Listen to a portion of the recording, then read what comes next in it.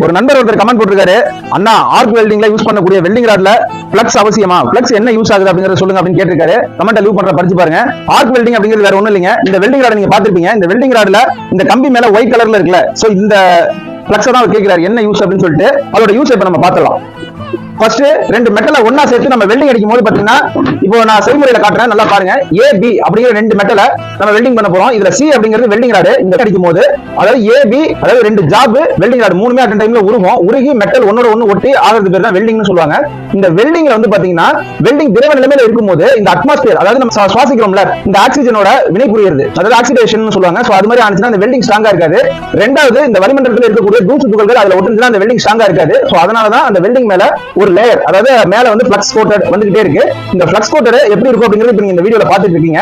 இந்த ஃப்ளக்ஸ் இல்ல அப்படின்னா அந்த வெல்டிங் ஸ்ட்ராங்கா இருக்காது. ஆர்க் வெல்ட பொறுத்த வரைக்கும் மிக் டிக் அதெல்லாம் வந்து பாத்தீங்கன்னா கேஸ் யூஸ் பண்ணுவாங்க இந்த ஃப்ளக்ஸ்க்கு பதிலா. இப்போ